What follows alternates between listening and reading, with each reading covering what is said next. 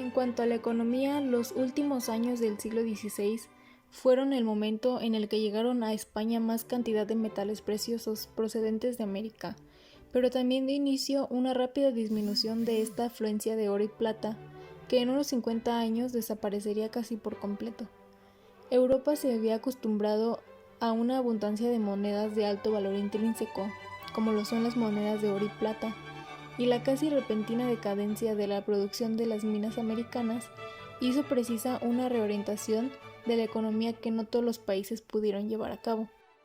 La llegada de grandes cantidades de dinero había significado en España una fuerte subida de salarios, que trajo consigo que los precios de los productos españoles fueran más altos que los del resto de Europa.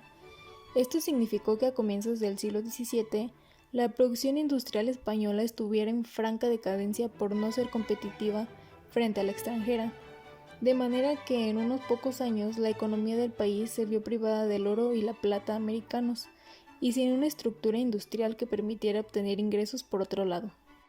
Mientras tanto, y ante la imposibilidad de mantener los ventajosos intercambios con América, los demás países europeos comenzaron a poner en práctica las teorías mercantilistas con la intención de no permitir la salida de metales nobles de sus fronteras, por lo que se consolidaron las rutas marítimas y surgieron potencias marítimas, creando compañías comerciales. En Francia, Inglaterra y Holanda se impulsó la creación de fábricas en donde destaca la producción de armas, porcelanas, cristalerías, industrias textiles, pieles, maderas, especias y alimentos. Finalmente, al terminar el siglo XVII, el conjunto de Europa vivió una época de crisis económica, pero también de importantes transformaciones. Surgió un estancamiento demográfico y agrícola, sobre todo por la Guerra de los 30 años y la peste bubónica. La revolución científica nació en Europa a finales del Renacimiento.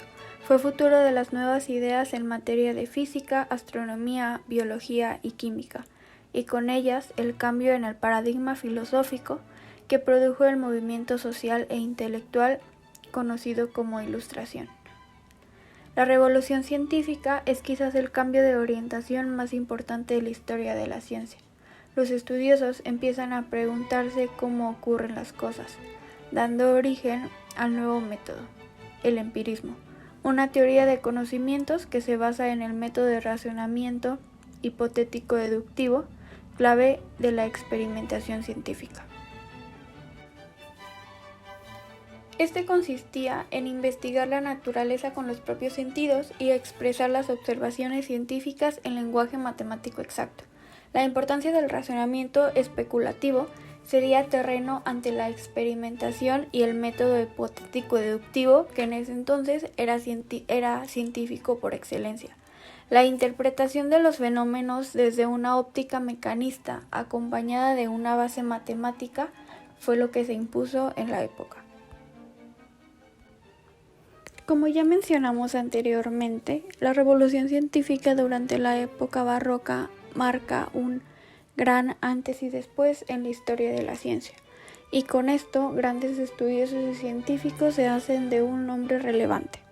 A continuación mencionaremos algunos de estos y sus aportaciones en el campo del conocimiento. Nicolás Copérnico fue un jurista, matemático, físico y clérigo católico polaco, que dedicó gran parte de su vida a la astronomía.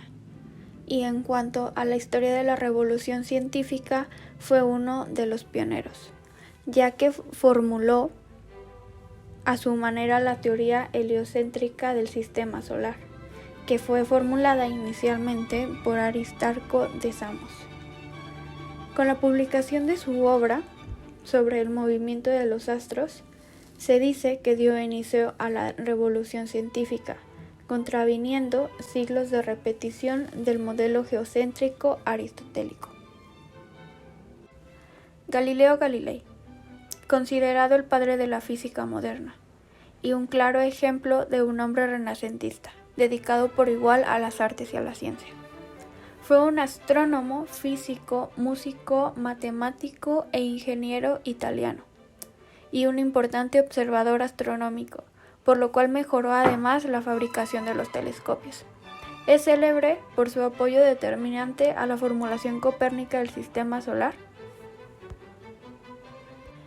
Isaac Newton fue un físico, teólogo, filósofo, alquimista, inventor y matemático inglés, autor del primer gran tratado de física moderna, Principios matemáticos de filosofía natural, obra que revolucionó el entendimiento físico del mundo y sembró las bases para el surgimiento de esta ciencia. Ha sido tan importante su descubrimiento que aún se ponen en práctica sus principios sobre el movimiento, sus leyes termodinámicas y sus formulaciones respecto a la óptica y el cálculo infinitesimal. Tycho Brahe fue un astrónomo danés, considerado el más grande observador del firmamento antes de la invención del telescopio, y fundador del primer centro de estudios astronómicos, Uranienburg. Su obra permitió consolidar el estudio astronómico de manera sistemática y no mediante observaciones ocasionales. Kepler, un astrónomo y matemático alemán, célebre por sus leyes sobre el movimiento de los astros celestes en sus órbitas alrededor del Sol, fue un cercano colaborador de Tycho Brahe y uno de los nombres fundamentales de la astronomía moderna. Francis Bacon, considerado el padre del empirismo filosófico y científico, célebre filósofo, político, abogado y escritor inglés. En su obra de la dignificación y progreso de la ciencia, describe y sienta las bases para la construcción del método científico experimental. Es uno de los grandes pioneros del pensamiento moderno y de los primeros ensayistas de Inglaterra.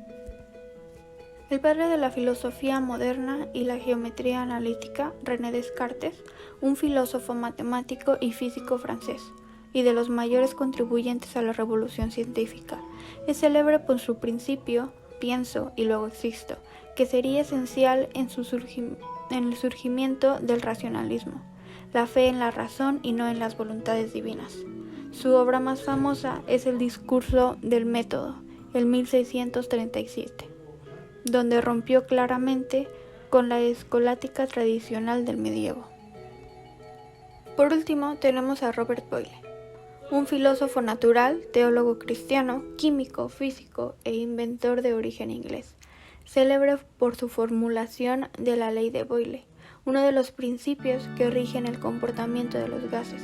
Se considera el primer químico moderno de la historia, y su obra, El químico escéptico, es una obra fundamental en la historia de esta disciplina.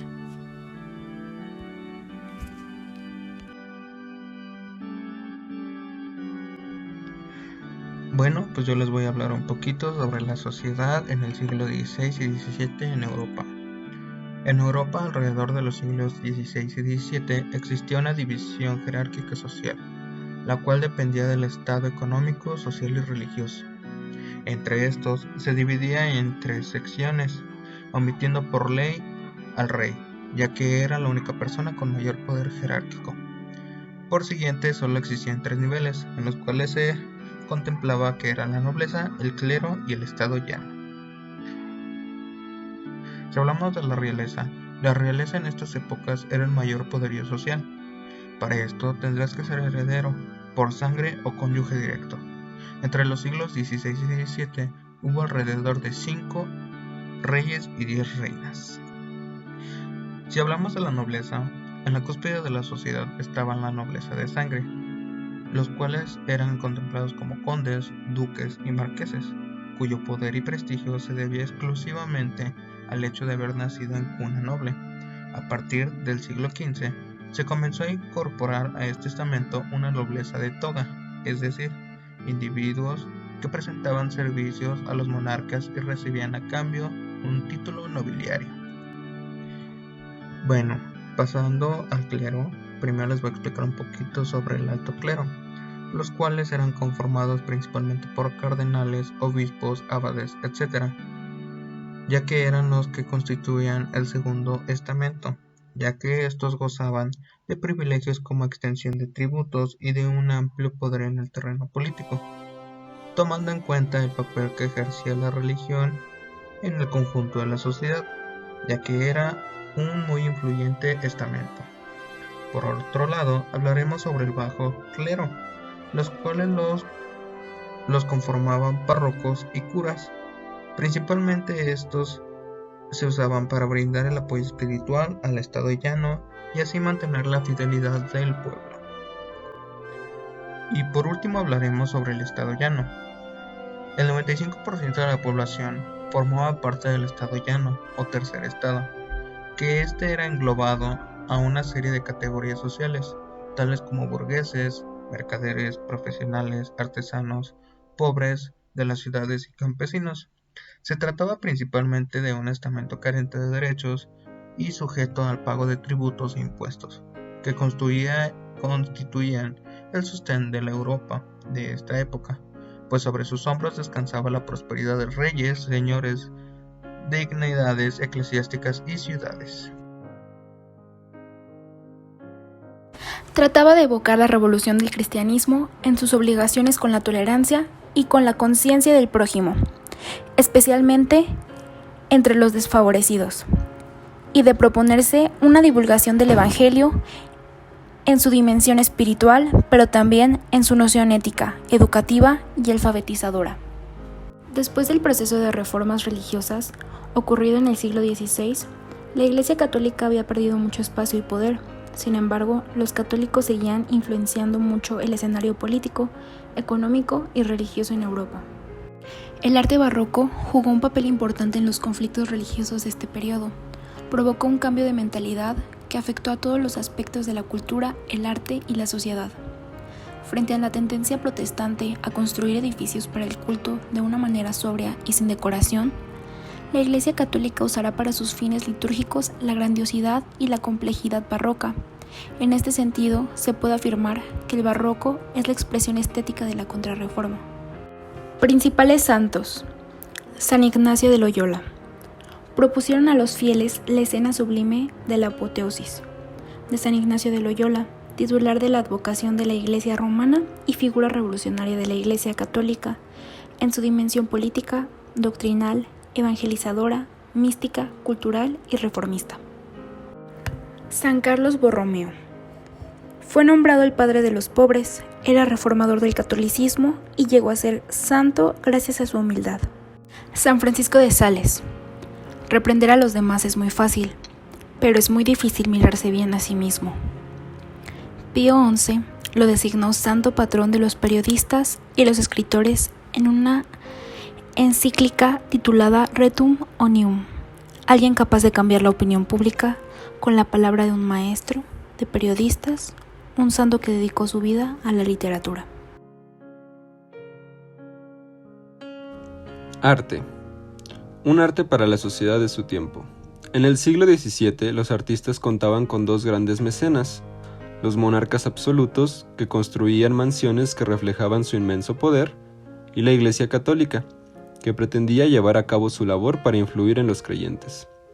En el arte barroco tendrán nuevos valores estéticos en los que predominaban el movimiento con la utilización de formas curvas de lo cóncavo y lo convexo, la luz y el color más que el dibujo para crear las formas, el realismo en las representaciones y el gusto por lo teatral y exagerado. Las principales características de la escultura fue que la representación del movimiento fue también el principal objetivo de los escultores barrocos.